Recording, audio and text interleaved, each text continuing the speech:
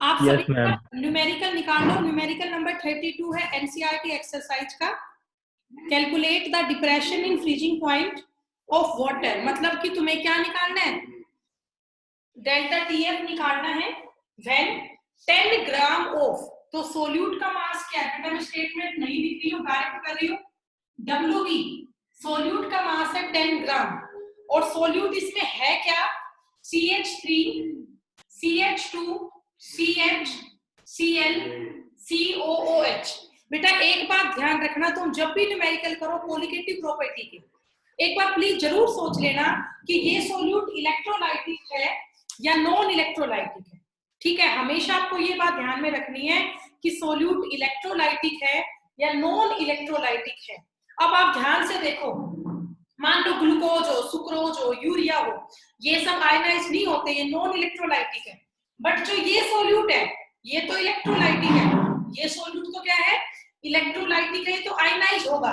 CH3 CH2 CH Cl COO negative और H positive. तो अगर इलेक्ट्रोलाइटिक सोल्यूट है तो यहाँ करेक्शन टर्म लगेगी 1-2 फैक्टर वाली, ये जरूर ध्यान रखना। तो यहाँ पे आई फैक्टर अप्लाई होगा। ठीक है, अब ये है हमने ऐड किया है 250 ग्राम वाटर में, तो WA मास ऑफ सॉल्वेंट 250 ग्राम। ठीक है बेटा, सॉल्वेंट का मास है 250 ग्राम और सोल्यूट का मास है 10 ग्राम। हो गया। अब इसके आगे आप देखिए, Ka की वैल्यू तुम्हें गिवन दी है, what is Ka, acidic constant या डिसोसिएशन कांस्टेंट। आगे मैं आपको इसका यूज सिखाऊंगी। 1.4 into 10 की पावर -3 और Kf की वैल्यू क्या है, Kf पता है क्या होता है, क्रायोस्कोपिक कांस्टेंट 1.86 केल्विन किलोग्राम पर मोल। ये मैंने कह रखा है बेटा, आप लोग इसको याद कर लेना Kf की वैल्यू। तो इसका पहला पार्ट करें। अब फर्स्ट पार्ट में क्या होगा, डेल्टा टीएफ आपको निकालना है, तो डेल्टा टीएफ इक्वल टू क्या हो जाएगा, I into KF into M, I into KF into M। But I कहां से लाए, हमारे पास I तो नहीं है ना, तो I निकालना पड़ेगा। अब तुम देखो, अगर तुम्हें ये Ka दिया है डिसोसिएशन कांस्टेंट, तो इसका कोई ना कोई यूज तो होगा ही Ka का, तो हमें यहाँ से Ka का यूज करना है और वैल्यू ऑफ Kf पुट करके I हमें निकालना है। ठीक है, करें बेटा शुरू। तो देखो क्वेश्चन कैसे होगा ये। तो सबसे पहले आप रिएक्शन बनाओ, ये है CH3 CH2 CH Cl COOH। ये कैसे टूट गया आयन में, CH3 CH2 CH Cl COO negative plus H positive, COO negative plus H positive. हो गया। अब देखिए बेटा आगे, मान लो मेरे पास शुरू में इसका 1 मोल था, शुरू में इनके मोल थे 0-0, ये अल्फा अल्फा मोल बढ़ गए, यहाँ बच गया 1 माइनस अल्फा। क्या बच गया, 1 माइनस अल्फा बच गया। और C इन सब की कंसंट्रेशन, C इन सब की क्या है, कंसंट्रेशन। ठीक है, तो अब बताओ Ka कैसे निकलता है, व्हाट इज Ka, ये एक एसिड है ना, तो ये एसिडिक कांस्टेंट होगा। इक्विलिब्रियम चैप्टर याद है, Ka कैसे निकलता है, concentration of product divide by concentration of reactant.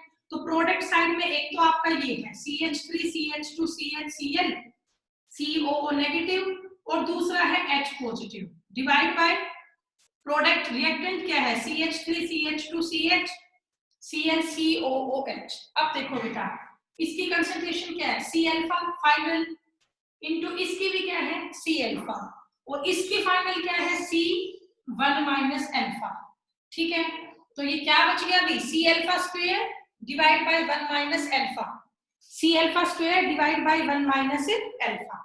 ठीक है, ये बच गया बेटा ये। अब आप यहाँ पे ये कह दो, जो ये अल्फा है ये बहुत ही छोटा है, किससे, 1 से, मतलब इस टर्म को तुम नेग्लेक्ट कर दो। यहाँ पर ये बन गया ना C alpha square divide by 1 minus alpha, थोड़ी कैलकुलेशन इजी हो जाएगी। आप क्या करो, इसको नेग्लेक्ट कर दो कि अल्फा यहाँ बहुत ही छोटा है इन रिस्पेक्ट टू 1, तो इसको कर दिया नेग्लेक्ट। तो बस क्या बच गया, C अल्फा स्क्वायर बच गया। क्या बचा, C अल्फा स्क्वायर। ठीक है, तो अब बेटा मैं इसी को रब करूंगी, यहाँ पे और स्पेस तो मेरे पास है नहीं, ये देखिए, ये नोट कर लिया तुमने ये वाला, वैसे बुक में है, आप वहां से देख सकते हो, यहां करते हो, देखिए आगे। तो के ए इक्वल टू क्या है बच्चों, सी अल्फा स्क्वायर है। के की वैल्यू क्या है भाई, 1.4 इंटू 10 की पावर -3, ये के ए की वैल्यू है। अब हमें यहाँ पे क्या चाहिए, सी चाहिए और अल्फा चाहिए, सी चाहिए और अल्फा। तो सी कहां से निकाले, कंसंट्रेशन मोलैलिटी, देखो बच्चों सी यू निकलता है WB upon MB into 1000 by WA, ये पता है ना आपको, सी मोलैलिटी की टर्म में है यहाँ पे। तो number of mole of solute हो गया given mass by molar mass into 1000 divide by mass of solvent. तो WB कितना है सोल्यूट का मास 10 ग्राम, और इसका मोलर मास निकालो, 3 कार्बन है 12 24 36, 36 तो ये हो गया।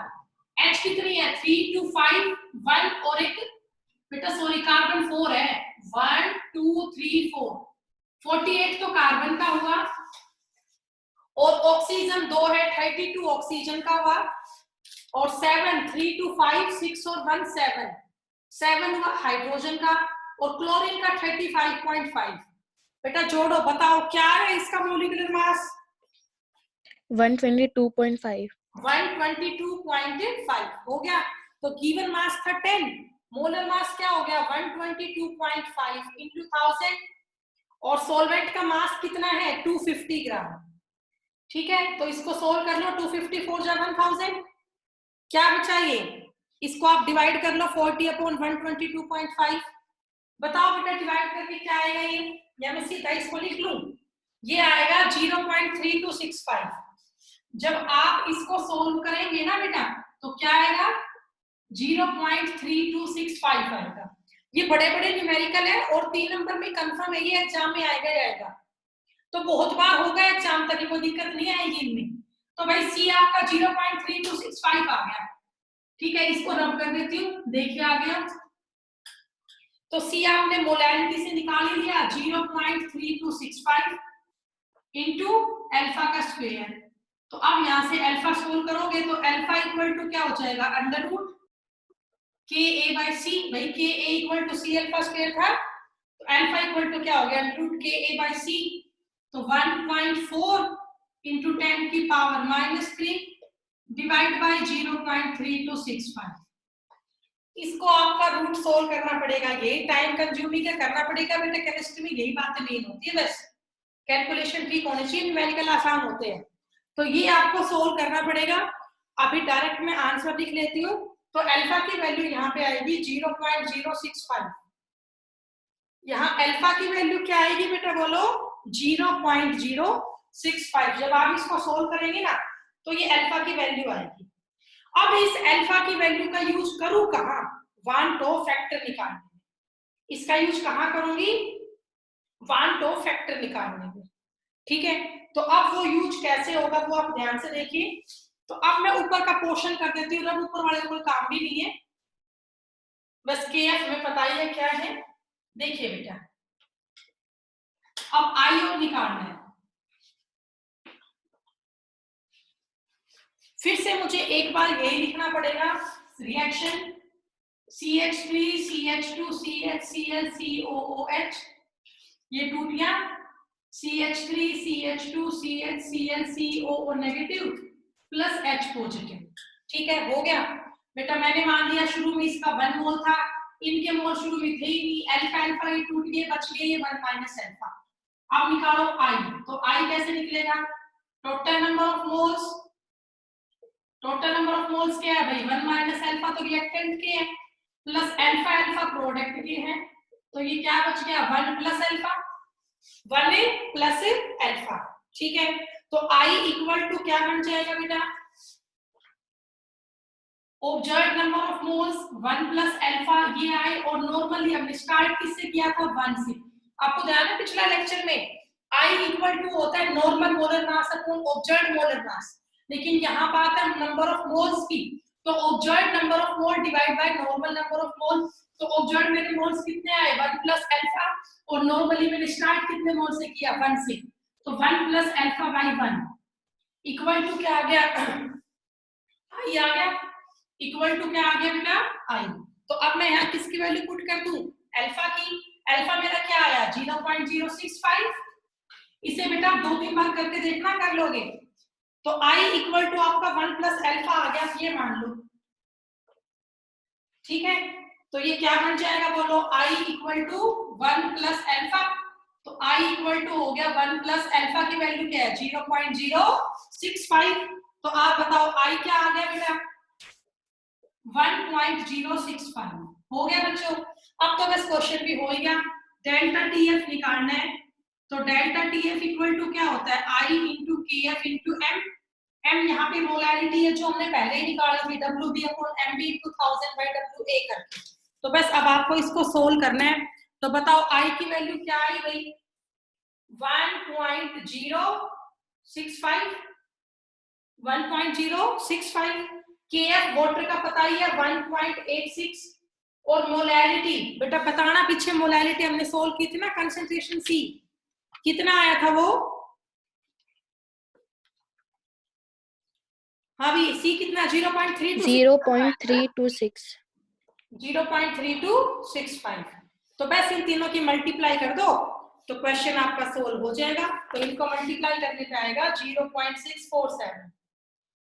तो ये आपका डेल्टा टीएफ आ गया, चाहे सेल्सियस में लिखो चाहे केल्विन में, कोई फर्क नहीं क्योंकि डिफरेंस यहाँ पे नहीं करना है। तो आया समझ में क्वेश्चन। इसमें क्या क्या करना है बेटा, इसमें सबसे पहले आपको के ए का यूज करना है एसिडिक कांस्टेंट का।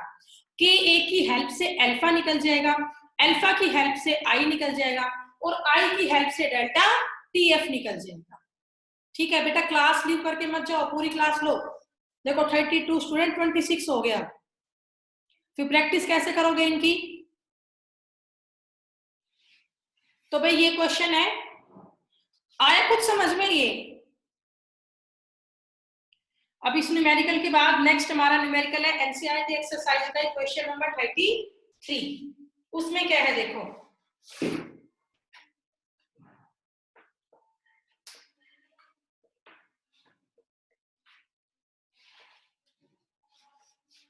देखिए नेक्स्ट न्यूमेरिकल है 19.5 gram of CH2FCOOH dissolving in 500 gram water, dissolving in 500 gram of water, the depression in freezing point of water delta TF आपको गिवन है 1 डिग्री सेल्सियस। इसमें बच्चों आपको आई निकालना है और के ए निकालना है। आई और के ए दो चीजें आपको निकालनी है बेटा। ये क्वेश्चन उससे जल्दी हो जाएगा। देखो ये आसान भी आप लोग बड़ा इजीली कर सकते हो, ध्यान से देखना। पहले आपको आई निकालना है। आई क्यों निकालना है, क्योंकि जो ये सोल्यूट है वो इलेक्ट्रोलिटिक है, ये आयन में टूटेगा CO नेगेटिव और H पॉजिटिव। तो अगर आपका सोल्यूट इलेक्ट्रोलिटिक है तो वहां वान डो फैक्टर अप्लाई होगा, मींस वैल्यू ऑफ आई यहाँ पे निकलेगा। बट इस बार आप आई डायरेक्टली निकाल सकते हो, कैसे देखो, डेल्टा टीएफ इक्वल टू क्या होता है आई इंटू के एफ इंटू एम, और अगर मैं एम को सोल्व करती हूँ तो एम क्या होता है W B upon M B into 1000 divide by W A, ये सब पता ही है तुम्हें। डेल्टा टीएफ दे रखा है बच्चों 1 डिग्री सेल्सियस इक्वल टू, मतलब डेल्टा टीएफ तो 1 है, आई आपको निकालना है। वाटर की बात है, वाटर का केएफ होता है फिक्स, आप सबको पता है 1.86। वाटर की वैल्यू क्या होती है केएफ के लिए 1.86 हो गया, इनटू डब्ल्यू भी क्या है भाई given mass of solute, solute का मास कितना है given 19.5 divide by MB solute का मोलर मास। तो भाई इसका मोलर मास निकालो बेटा, CH2FCOOH मोलर मास निकालो इसके। 2 कार्बन है तो 24 हो गया, 2 O का 32 हो गया, 3 H का हो गया और फ्लोरीन का 18। कितना हुआ बेटा बताओ, टोटल जोड़ो साल को कितना होगा, जल्दी बनाओ भी। इन सबको जोड़ोगे तो ये आपका आएगा 78। 19 लेना फ्लोरीन का 18 नहीं। क्या आएगा बेटा 78 आएगा। ठीक है, तो गिवन मास था 19.5 और मोलर मास हो गया 78 इंटू 1000 और WA सोलवेंट का मास दे रखा है 500 ग्राम वाटर, तो इंटू हो गया 500। ठीक है, तो करो भी आप इसको सोल्व, सीधा 2 हो गया, 2 3 जा 6 और 2 9 जा 18, 39 हो गया। ठीक है, करो इसको आगे सोल्व। तो यहां से आई निकालो बेटा, आई क्या आएगा, डेल्टा TF आपका 1 है ही। ठीक है, तो करो भाई, आई इक्वल टू क्या हो गया 39 इंटू 1 डिवाइड बाय 1.86 इंटू 19.5। ठीक है, बताओ बेटा इसको सोल्व करके मुझे बताइए आई की वैल्यू क्या आएगी।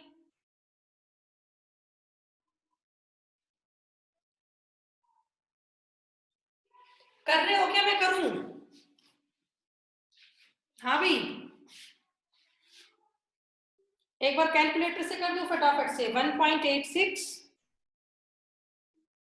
इंटू में क्या है 19.5 इक्वल टू ये तो होगा 36.27 और ऊपर है 39। ठीक है, 1.07। हाँ बेटा एक मिनट मैं कर ही लेती हूँ। 39 है डिवाइड बाय 36.27 1.07 आएगा ना। ठीक है भाई, देखो ये आएगा 1.075 1.07 आएगा। हो गया, चलो अब देखो आई तो निकल गया, आधा क्वेश्चन तो हो गया। ये आसान है ना, मैं कुछ छोटा है उससे। आई आपका निकल गया 1.07, तो बच्चों एक टर्म तो होगी। अब सेकंड टर्म निकालनी है के ए निकालने का फॉर्मूला क्या होता है, पीछे सिखाया था, डायरेक्ट आप याद कर लो C alpha square divide by 1 minus alpha. K a equal to होता है C alpha square divide by 1 minus alpha. ठीक है, पता है ये आपको, बोलो भाई। तो इसको नेग्लेक्ट मत करो, पूरा रखो इस बार। सी क्या है, कंसंट्रेशन मोलैलिटी। तो बेटा ये चीज है ना सी, WB upon MB into 1000 by WA, ये है बेटा सी 19.5 अपॉन 78 और ये 500 बाई 1000, यहाँ 2 बच गया था। ठीक है, हो गया, तो 39.0 डिवाइड बाय 78 ये है, बोलो तो क्या आ गया, ये 1/2 हो गया। यहां से सी निकाल दोगे ना बेटा, अरे कुछ बताओ भाई।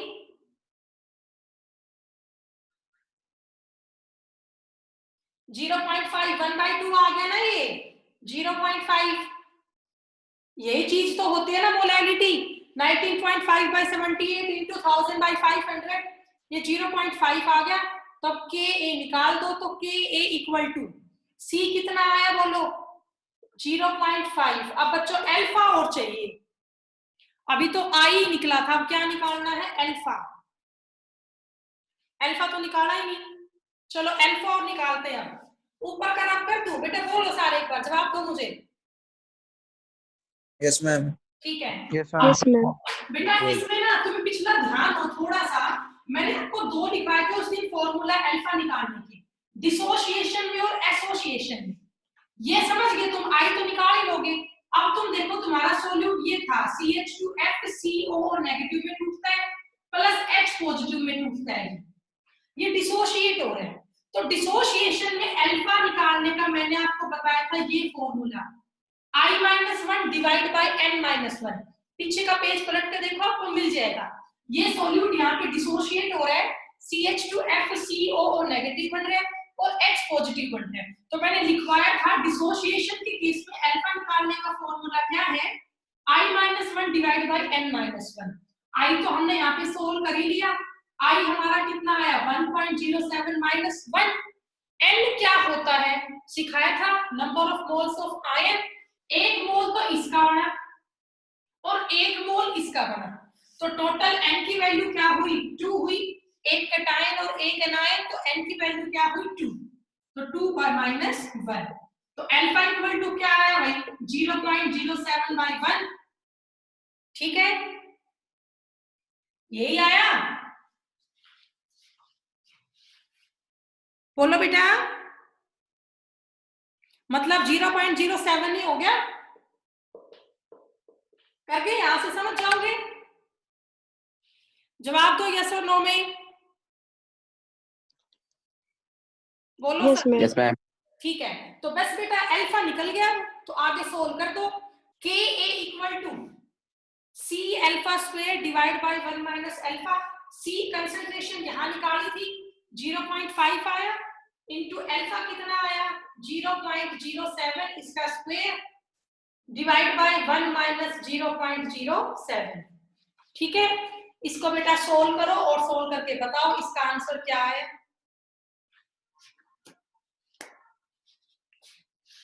सॉल्यूशन करो इसका।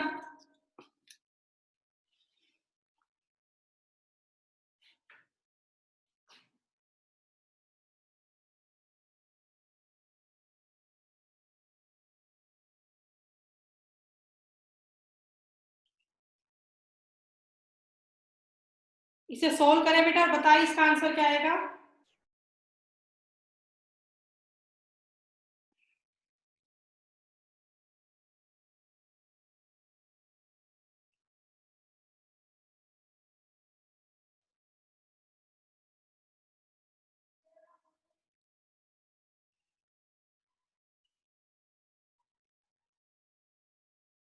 हाँ भी हो गया।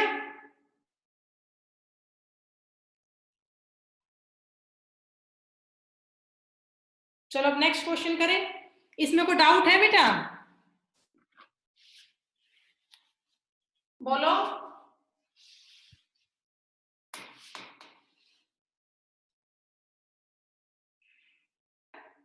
अब आप सभी निकाल लो एनसीईआरटी एक्सरसाइज का न्यूमेरिकल नंबर 41। 41 क्वेश्चन आपका है, डिटरमाइन द ऑस्मोटिक प्रेशर। आपको इसमें निकालना है ऑस्मोटिक प्रेशर, ठीक है। Prepared by dissolving 25 milligram of, तो WB सोल्यूट का मास कितना है 25 मिलीग्राम, ठीक है, ऑफ K2SO4। तो सोल्यूट यहाँ पे K2SO4 है, इसका मोलर मास अभी हम निकाल लेंगे जो भी होगा, इन 2 लीटर ऑफ वाटर। तो वॉल्यूम यहाँ पे कितनी है 2 लीटर। टेम्परेचर आपका है 25 डिग्री सेल्सियस, ठीक है। केल्विन में ये हो गया 298 केल्विन, ओके। और आगे इसने दिया है assuming that it is completely dissociated. मैं आपको बार बार एक बात बोल रही हूँ, इन न्यूमेरिकल में तुम्हें एक ही बात ध्यान रखनी है कि आई फैक्टर लगेगा या नहीं लगेगा। बस एक ही मेन पॉइंट आपका होगा, वान टू फैक्टर आई इसमें इंट्रोड्यूस होगा या नहीं होगा। तो आप खुद देख लीजिए, जो K2SO4 है ये इलेक्ट्रोलाइटिक सोल्यूट है। कैसा सोल्यूट है, इलेक्ट्रोलाइटिक सोल्यूट है, तो ये आयनाइज तो होगा, तो इसमें वान टू फैक्टर अप्लाई होगा। इस केस में तुम्हें क्या निकालना दिया है, यहां आपको निकालना दिया है ऑस्मोटिक प्रेशर। तो फॉर्मूला आपको पता है पाई निकालने का क्या है, पाई इक्वल टू CRT, और इसमें वान टू फैक्टर आई भी लगेगा क्योंकि सोल्यूट कैसा है इलेक्ट्रोलाइटिक है। तो I इंटू C कैसे निकलेगा बोलो, WB upon MB into V into R into T। जिसको नहीं पता हो पीछे जाओ टॉपिक में वापस से, वहां मैंने डिराइव करवा रखा है, फॉर्मूला चेक कर लेना। पाई इक्वल टू CRT होगा, आई फैक्टर इसमें लगेगा। इसमें आई फैक्टर क्यों लगा, बिकॉज सोल्यूट इज इलेक्ट्रोलाइटिक और ये सोल्यूट आयनाइज होगा। ये सोल्यूट यहाँ पे इलेक्ट्रोलाइटिक है तो ये आयनाइज होगा, ठीक है। तो पाई इक्वल टू CRT है, तो अब यहाँ वैल्यू आई की देखनी पड़ेगी। तो आप खुद देखो बेटा, K2SO4 कैसे टूटता है आयन में, ये K2SO4, इसमें दो तो आयन है K प्लस के और एक आयन है SO4 माइनस का। एक आयन क्या है SO4 माइनस का है, हो गया। तो इसमें N की वैल्यू क्या आई, टोटल दो आयन तो कैटायन में है और एक आपका एनायन में है, तो यहाँ N की वैल्यू आई 3। n की वैल्यू क्या आई 3 आई। फिर इसने बोला जो ये सोल्यूट है ना ये कंप्लीटली आयनाइज हो रहा है। सोल्यूट क्या हो रहा है बेटा कंप्लीटली आयनाइज हो रहा है। तो अगर कभी आपका सोल्यूट 100% टूट रहा हो कंप्लीटली आयनाइज हो रहा हो तो उस केस में जो हमारे number of moles of ions आए ना उसी को हम एज 1 फैक्टर आई कंसीडर कर लेते हैं। तो बात को ध्यान से सुनो, अगर कभी हमारा सोल्यूट है वो इलेक्ट्रोलिटिक है और उसने कंडीशन दे दी कि 100% आयनाइज हो रहा है, यहाँ पे कंडीशन गिवन है कि इट इज कंप्लीटली डिसोशिएटेड। इसमें लास्ट लाइन क्वेश्चन है, पढ़ो, दे रखा है assume that it is completely ionized। तो अगर ये completely ionized है तो जो इसमें n की वैल्यू है, what are n, number of moles of iron, उस n की वैल्यू को हम क्या मान लेंगे I मान लेंगे। n की वैल्यू को हम क्या मान लेंगे I। तो आप बताओ यहाँ I भी हमारा कितना माना जाएगा 3 ही माना जाएगा। हो गया। अब इसके बाद आगे देखो तो क्वेश्चन को करें तो पाई इक्वल टू I की वैल्यू क्या है 3 इंटू WB, सोल्यूट का मास कितना है। अब सोल्यूट का मास आपका 25 मिलीग्राम है, हमें इसे किसमें कन्वर्ट करना पड़ेगा ग्राम में। ठीक है, तो ग्राम में कन्वर्ट करो डिवाइड बाय 1000। ठीक है, इनटू में आके क्या हो जाएगा 10 की पावर -3। कन्वर्ट कर लिया मैंने मिलीग्राम से ग्राम में। ठीक है ना, क्योंकि हमारे पास मोलर मास सब ग्राम में होगा तो हमें किसमें कन्वर्ट करना पड़ेगा ये मिलीग्राम से ग्राम में। तो कन्वर्ट हो गया 25 इनटू में क्या कर दिया 10 की पावर -3 ग्राम में आ गया, divide by molar mass of solute, वो निकालना पड़ेगा। सोल्यूट क्या है K2SO4, तो निकालो इसका मोलर मास। 2 पोटाशियम है, पोटाशियम का एटॉमिक मास होता है 39 प्लस सल्फर का 32, एक O का 16 इनटू में 4, ये 78 हो गया और ये 174 मैम। 174। ठीक है बेटा, तो ये आ गया 174 इनटू में V मतलब कि वॉल्यूम। वॉल्यूम कितनी है बेटा लीटर में चाहिए और लीटर में ही है कितनी 2 लीटर हो गया, इनटू T चाहिए केल्विन में। सॉरी बेटा, अब value of R low, R की वैल्यू यूज करनी है लीटर ATM पर केल्विन पर मोल वाली। तो R की वैल्यू क्या लोगे बताओ 0.082 लीटर ATM पर केल्विन पर मोल, या 0.0821 ले लो पूरा litre atmosphere kelvin inverse mole inverse. तो पूरा लिखूं litre atmosphere kelvin inverse mole inverse. Litre से लीटर कैंसिल हो जाएगा वॉल्यूम में। ठीक है, केल्विन से केल्विन हो जाएगा केल्विन इनवर्स, कर लेना आप सोल्व हो तो। इनटू में क्या लोगे टी कितना भाई 298 केल्विन है, तो केल्विन से पर केल्विन कैंसिल ही। तो अब आप इसको सोल्व कर ले पूरे को, 3 इंटू 25 इंटू 10 की power -3 into 0.0821 into 298 divide by 174 into 2। ठीक है, तो आप इसको पूरा डिवाइड करें, सोल्व करें। सोल्व करने के बाद जो आपका आंसर आएगा that is 5.27 into 10 raise to power -3 atmosphere. 5.27 into 10 raise to power -3 atmosphere. आपको सिर्फ ध्यान रखना है यूनिट कन्वर्जन का। R की वैल्यू में वॉल्यूम लीटर में है, प्रेशर ATM में है, टेम्परेचर केल्विन में है, तो वॉल्यूम लीटर में लोगे, टेम्परेचर केल्विन में लोगे, तो आंसर आपका एटमॉस्फेयर में आ गया। ऑस्मोटिक प्रेशर की वैल्यू क्या आई 5.27 into 10 raise to power -3 ATM। ठीक है, तो भाई ऐसे आपको न्यूमेरिकल अप्लाई करते हैं ऑस्मोटिक प्रेशर के। आपको मैंने 5 न्यूमेरिकल करवा दिए हैं, 2 परसों करवाए थे, 3 आज करवा दिए। जितने भी बड़े न्यूमेरिकल थे इंपॉर्टेंट मैंने सारे आपको करवा दिए। अब जो बाकी न्यूमेरिकल बचे आप लोग खुद उनकी प्रैक्टिस करें। ठीक है, आज का आपका बेटा यही होमवर्क होगा।